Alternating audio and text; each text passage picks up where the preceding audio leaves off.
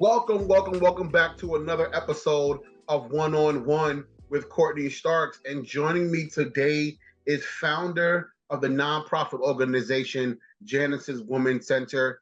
Everybody, please show some love for Miss Shante Saulsberry. Thank you so much for being here, Miss Shante. Thank you so much for having me.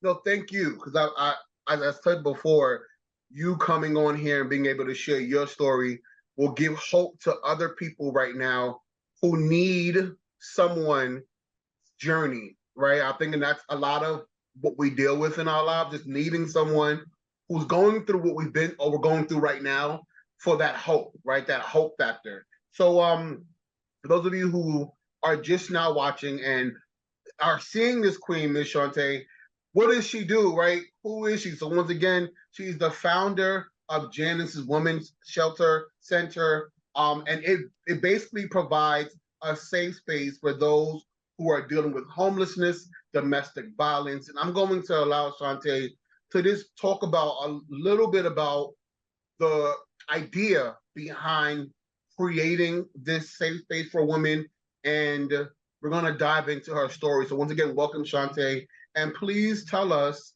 what the nonprofit stands for.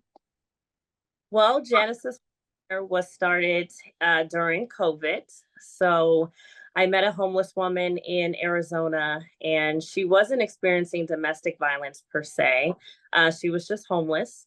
And so it took me about 6 months to try to support this woman by reaching out to several of our local federally funded organizations that did not support me in supporting her. And with that, I learned so much about compassion, empathy, and the lack thereof that comes out of nonprofits that are federally funded. And so that was a bit concerning for me. And so I think it was the last encounter that I had with the organization, and they kind of gave me the runaround. They asked me several questions in regards to her financials, and I couldn't provide that information because I was not the homeless woman. Yeah. And to even hear that that was a factor as a homeless organization, I didn't think having an income would be a barrier if that was the case, whether I provided that information or not. Right. When they informed that they could not help me, nor were they going to provide her with a ride to the area where she could get services, and they basically aggressively told me, well, why don't you load her up in your car and bring her? Wow. Wow. That was not during a time where we could actually physically be in the same rim of others. We were still during mass. We were still kind of in the midst of lockdown, not lockdown. So I could not place her in my vehicle and drive her to the area. Yes. And so I just said, you know what? I told the homeless woman, I said, I'm not going to be able to help you. And she looked at me in my eyes and she was like, Shante, it's okay. They always do this. And that was the hardest thing. It was like, this came over me just feeling that when she said that. And so I looked at her and I said, it's not okay. Right. It's not. And so she was just like, but they always do this. You know, they tell me to call at this time. They tell me to be here at this time. And it was a lot of runaround. Yeah. And so I got home. I was married at the time. And I remember telling my wife at this time, I said, yeah, I'm not going to stop there. And so she was just like, well, what are you going to do? And I was like, well, give me 3 days. Let me sit on this. I need to figure it out. And so, of course, I had to pray on it. And so after a few days, I woke up after thinking about everything I had been through as a child, homelessness, drug abuse. I've suffered my own issues growing up as a child, dealing with a lot of abuse. Yeah. My being there, my mom being in shelters, my mom living in a tent, all of those things. And so I said, you know what? I know exactly what it is I'm going to do. I'm going to open up my own shelter and name it after the woman that I had tried to help. And so Janice comes into play. Oh, wow. Wow. Yes. That's heartwarming. You mentioned that you yourself faced homelessness, faced domestic violence, and your journey, just reading about it, gave me chills. Right, as a child, right, your innocence always kind of just stayed at the forefront. You never imagine having to go through these things until you're in those situations. So I kind of want to go back. In what I read, I remember you saying something about having to walk miles and miles to get to a place of safety, to get to a place of shelter. And for a kid, right, at your age, what runs through your mind when you feel like I don't have a place to sleep, or I have to walk miles and miles and miles for my sister and I to just have shelter? As a young adult, as a young kid, shall I say, because you're a kid, what goes through your mind and what do you think about your future? Of course, when you're a child, there's really no future thoughts in that.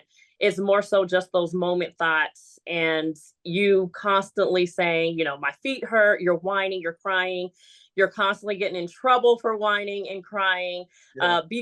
We're almost there, cut it out, all of those degrading things that children end up having to endure because they have to carry equally the load with the parents Yeah. when they're areas of trauma, homelessness, financials, any of that. The children still have to root the burden of that. And so for my sister, she was tired of walking and her feet were hurting, and we both had to use the restroom. And so I ended up having to use the restroom and wipe my bottom with leaves, whatever around the bush at that time. And so later on that night, we did end up at St. Joseph's DePaul in San Diego, and we slept at that shelter a few times. And I'll never forget, because the memories are there. People always, oh, let me just have cake and ice cream for my child. They're turning 3 years old. It's a birthday they'll never remember. But more than we realize, we do remember, children remember. And so me just being 3 years older, remembering that, my sister being, just 2 years older than me, and remembering how she felt, how she was screaming, how she got yelled at. And so some of the shelter entrances were togetherness. And so the different at that time. So that togetherness looked like cafeteria eating.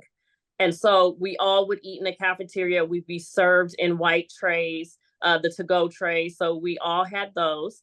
And so it was a form of, it was better to be in that space than to be on the streets. Yeah. So other children that were being fed at the same time as to us, that was probably a norm because in what we were getting.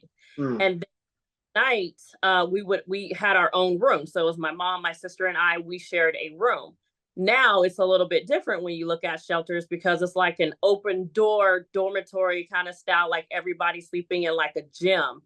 And so that is tough to watch. And so, of course, that's why I made sure that Janice's Women's Center, when it is built, it's an $8 million project. So I've been working on raising the money for that. But it will not look the way I've been Googling now at some of these shelters. It will exemplify everything that I remember when I was growing up, because that level of privacy. And again, that's something that I will never forget. Just that area of privacy alone. It wasn't your normal, like a lot of people now, they're purchasing old hotels and reconstructing those into shelters, which I can totally understand because they're thinking of everything financially. But it's still not the feeling that I had when I was at St. Joseph DePaul.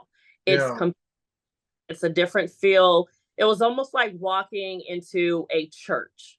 Yeah. Inside of the church were several bedrooms. That's what St. Joseph DePaul reminded me of. So you grow up, right? You become an adult, and then you have these memories. How do you find or get to a space of healing, right? Because there's a part of you that kind of, is going through what you've been through. And, hurt kids become hurt adults, right? All of the trauma doesn't just go away. How do you find a place or a space to deal with that, to then become this woman in front of us today who wants to now utilize that to give back to those who are facing what you were facing then? What journey did you have to go through? So a lot that is self-healing. And also, you have to be kind to yourself. You have to understand where you are. Boundaries are very important, and recognition is also very important.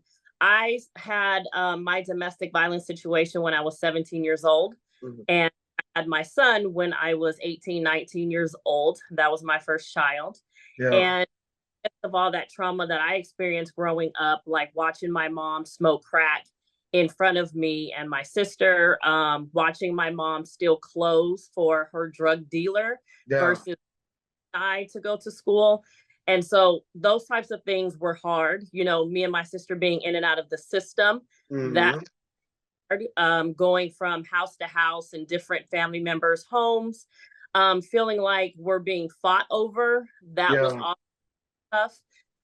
Really not understanding what true love is. That's also tough because one family member is afraid to share or show that type of love because maybe they fear, well, you're probably not going to be in the house that long anyway. So it always felt like even family members didn't want to get close in case we Yeah. left. I, in return, as a child, didn't know if getting close made any sense because it also meant that we were losing our mother. So Right. you have all these different battles that you're battling even as a child.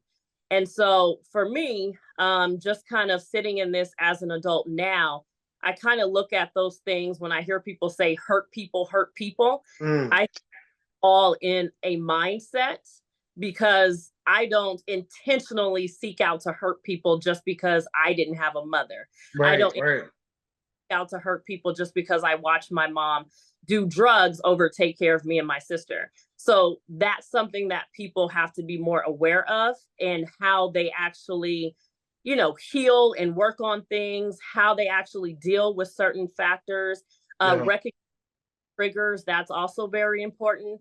And so all of the programs, me just starting Janice's Women's Center 3 years, all of the programs that I issue out to the ladies that are in my program, including the children, it's not Hmm.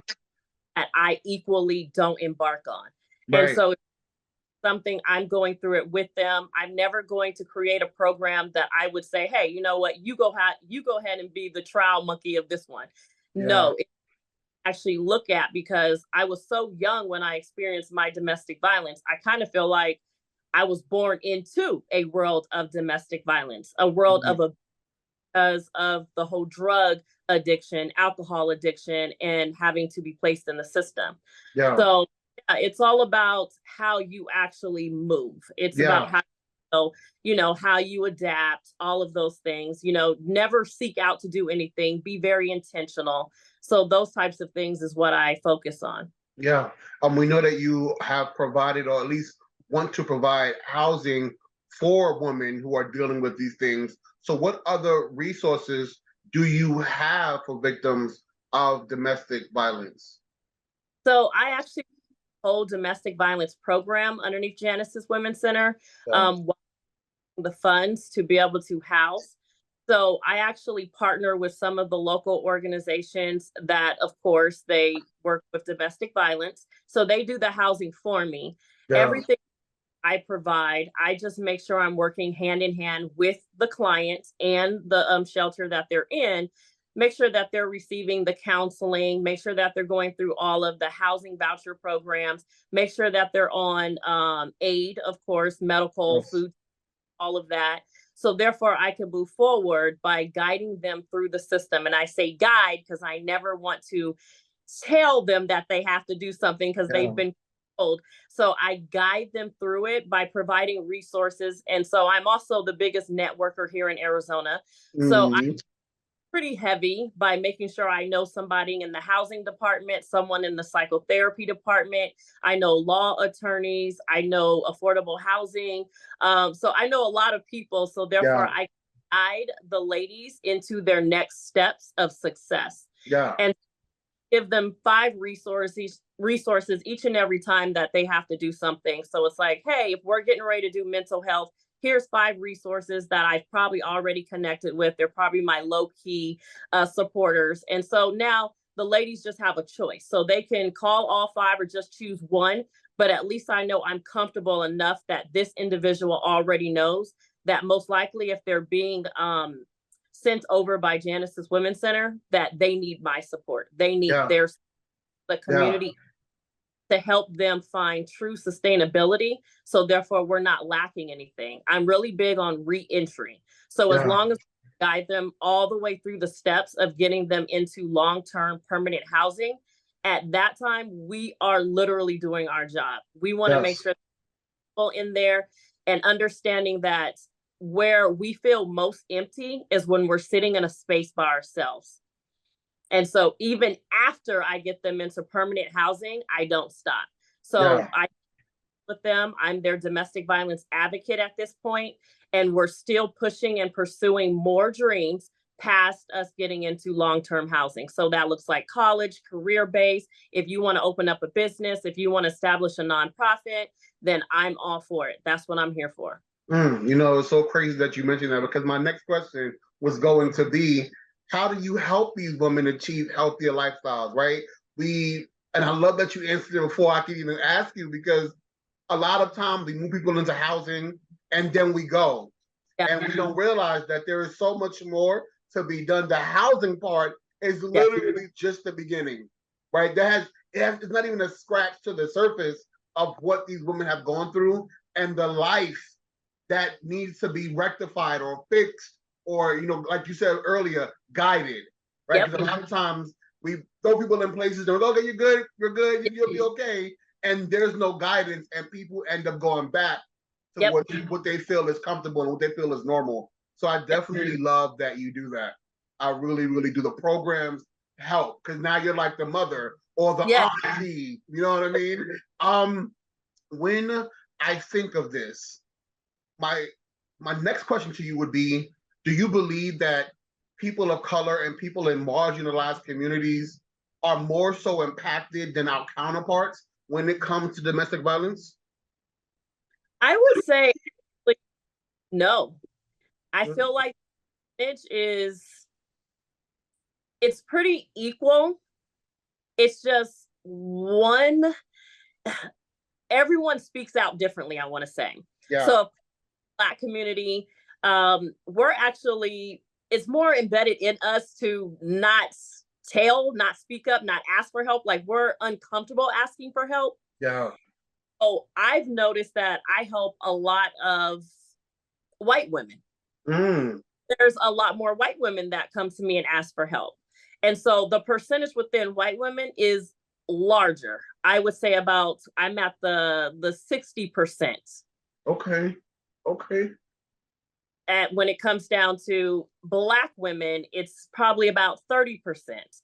And then, of course, we have the Asian community, which just naturally within their culture, they fear speaking up because they are to be quiet, they are to be submissive. And so I just now started connecting with the Asian community to get them to open up. But where we lack just in that, and which is probably why they won't open up, is there's a language barrier. Right. So not a lot of people who speak the language, any of the Asian language, to be able to provide any assistance. And then we also run into things culturally in shelters where even if I was to support someone in the Asian community, I would not be able to provide them the correct nutrition in which they are accustomed to. Right. So the Asian community, they're not going to have pizzas. You know, they're not tacos. They're not going to have, chicken and all of this. Don't have those items. And so they would prefer not to go into a shelter because it's not going to work for them nutritionally. It's not their background. No one's going to relate to them. They can't speak the language. And so I think a lot of that, again, it's just more so of a barrier thing. It's a cultural. And so, right now, for me, even when they ask me, they're like, well, who do you serve? You know, also, I was like, well, no, they think it's Blacks. You just serve Blacks. Actually, I have more white women in my program than anything. Wow. You know, you mentioned something just now, and I never even thought about that. When you think about like the culture barriers and people being afraid to come forward, not because they're scared a lot of the times, they just don't, the dialect is off. So they don't understand. And a lot of times what you may intentionally mean for safety, they're looking at you like, no, I don't feel that coming from, there's a disconnect.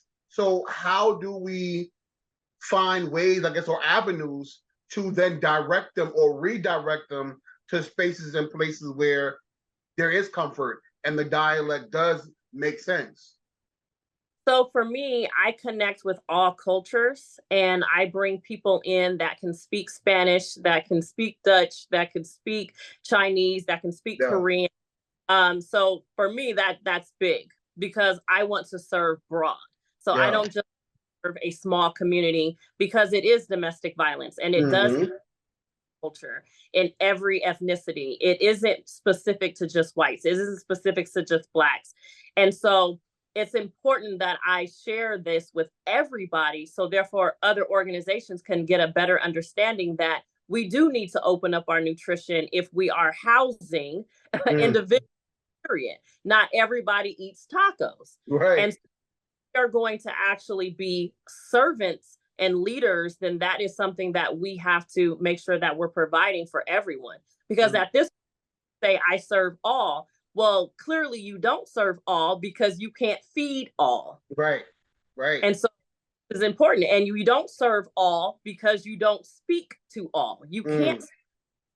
So we can't say that we're serving everyone when there's barriers that literally point to you not being able to. Yeah. You know, we mentioned a minute ago about these people that's not coming forward. And one of the major factors are people that's being afraid. They're just honestly afraid to come forward.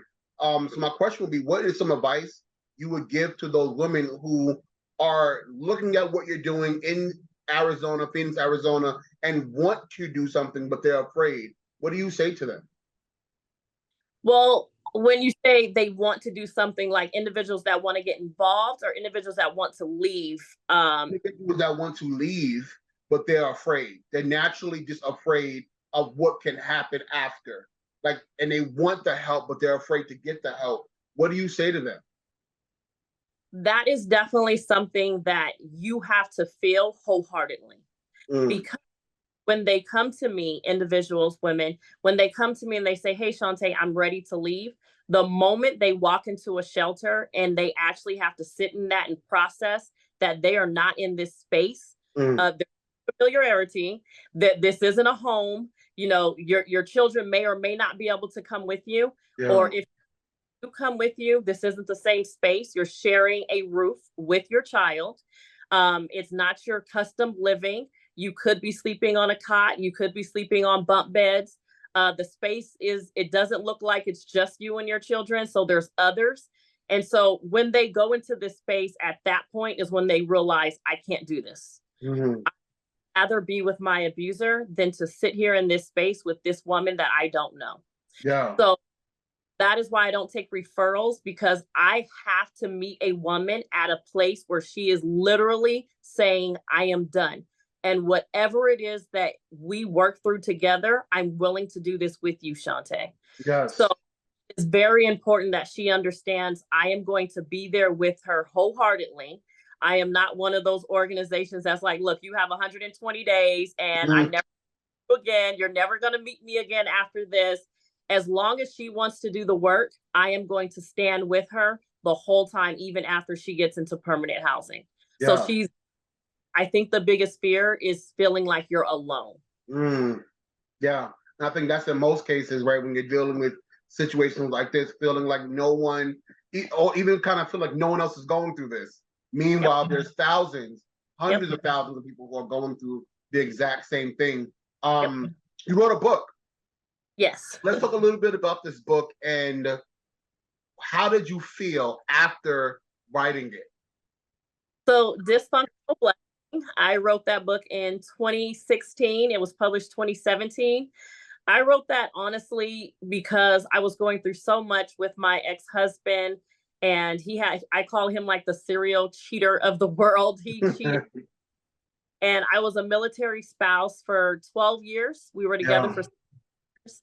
I felt like a single mom as a military spouse. I always had to hold in and suppress everything that I went through because of was always out to sea. Yeah. Really didn't have friends and family like that as a military spouse. Your biggest connection, most likely, is another spouse that lives. Mm-hmm. And so, of course, you don't want to share your experience with them because there's also a rank thing going on. And Yeah. so you press so much. And so I was like, you know what? I have been through domestic violence as a child. I grew up in foster care. Now I'm with a serial cheater. I was with an abuser that I left. It was just a lot for me. So I said, therapeutically, I'm just going to write this. It was supposed to be a journal. And someone told me, you know what? Why don't you publish that? Mm. Someone hear your story so you can inspire others to do exactly what you've done, even if you did nothing, even if you're Yes. just the fact that you wrote a book. That is still something someone needs to hear because, like you just said, people believe that they're going through this by themselves. And yes, of course, our clothing might look different, Mm. but experiences are very similar. We are going through this together. And Yeah. so, yeah, like that, like, hey, she ended up being cheated on. He left her. He found somebody else. He got engaged while married, all this stuff. So, yeah, I wrote that book and it has been very impactful, even now since starting the organization, because the clients are they're just like, oh my God, you did this. You felt this. You're Yeah. me. And so, yeah, I'm no different from them. Yeah. They see themselves when they speak to you because it's relatability, right? Like you said earlier, I'm not going through anything you haven't gone through. I made it, right? So Yeah. now I can go back and tell this story. You mentioned something earlier, and I really want to dive in just a little bit here. You mentioned basically losing your mom to the streets, to all of these things that were negatively affecting you guys as a family. So my question would be, if you could write a letter or get an opportunity to have a moment to speak to her, just in the place of Shante, the young girl who had to then become this adult, what would that conversation look like? What would you say to her? Well, the good thing, I still talk to my mom. So I really do share a lot of it. My mom suffers from a lot of mental illness. Yeah. And it's tough to really share some of those stories because I think a lot of her mental illness stems from the pain that she suppressed as a child. The stuff she was also physically, emotionally, and psychologically abused as a child. And so when I share some of the stuff that happened to me while in the system, it Mm-hmm. bad because she couldn't be there to protect or she lost her kids. And I kind of feel like when you are in the system, you get lost at that Yes. point. Hard Yeah. for you to way back out of the system. So even though I did see her fight for us, she was never going to win Yeah. because in it now. And so now she had to literally show up probably as president in order to win us back. She Yes. would have to put in some work. And so now just kind of sharing those things, she's just, now, well, for me, it's just like, hey, I'm glad that now she's better. Yes. She has her own place. She lives in a high rise in San Diego. So just to see that, she's always with my children, my sister's children as well. And so she's always trying to do her best now. And Yeah. so happy for her because, Mm. we should judge for our past. We should be judged for where we're going in our future. Yeah. And happy for that.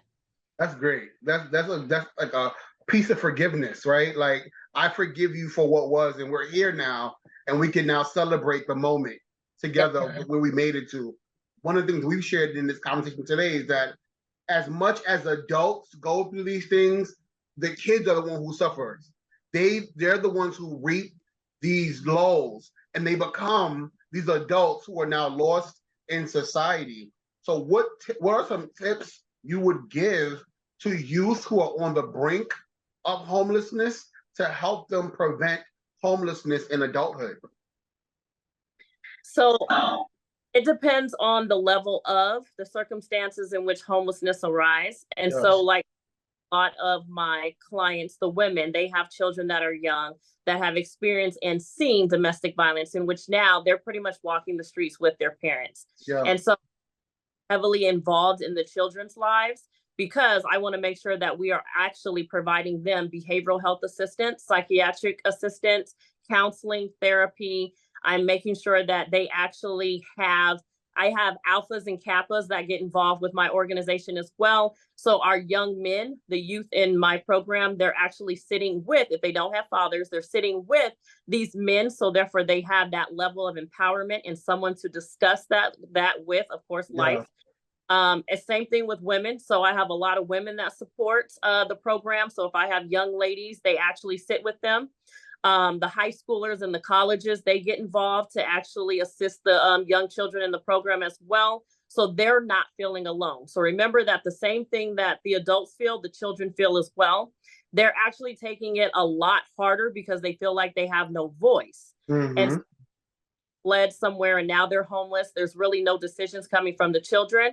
So we want to be mindful that we're listening to them as well and not really asking their for their opinion or advice or anything, our next move, but just kind of letting them know that wherever we lay our head, this is home. This is family being together is a home, and that you're making sure that you're providing that level of safety and security for them.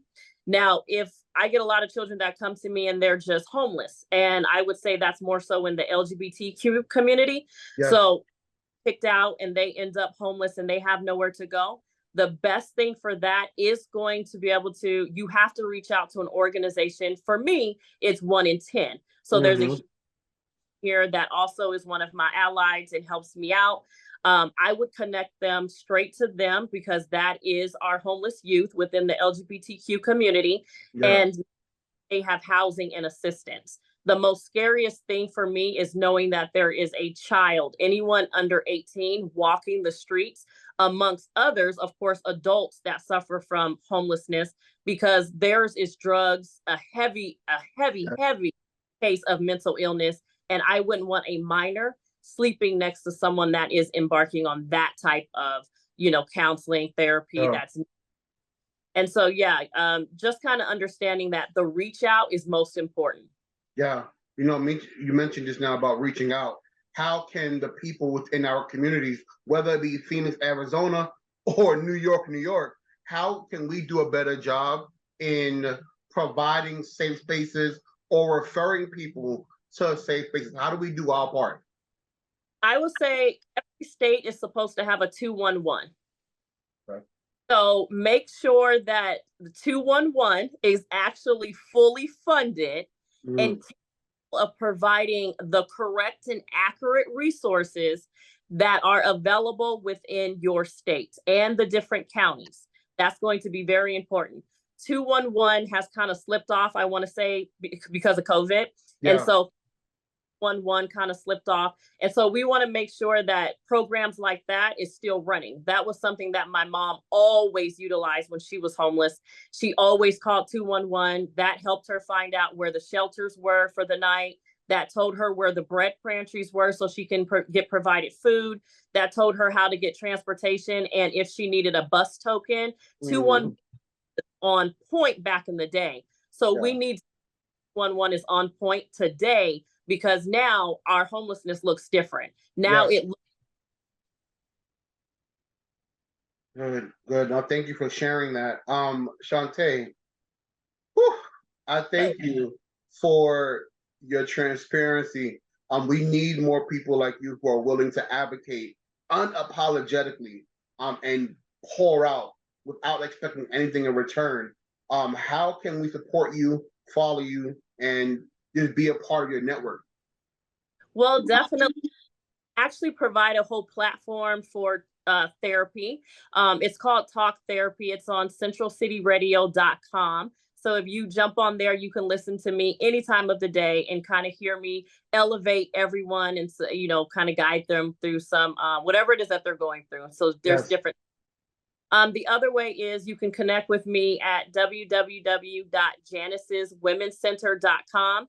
And of course, you can follow me anywhere on every platform under Shante Saulsberry. And I'm pretty sure you guys are going to be hearing about me very soon because I am running for office. Congratulations. This has been such an amazing conversation, and you are now part of the family on this side of town, and I welcome back here anytime you'd like. We will support you. we'll lift you up in prayers, and we're family now, so can't escape from us. Everybody, this is Shante Saulsberry. Please make sure you are following her just because I said so. That's it. There is no other need for a conversation. But I love you and I thank you for watching, and I'll see you on another episode of One on One with Courtney Starks. You have a good one.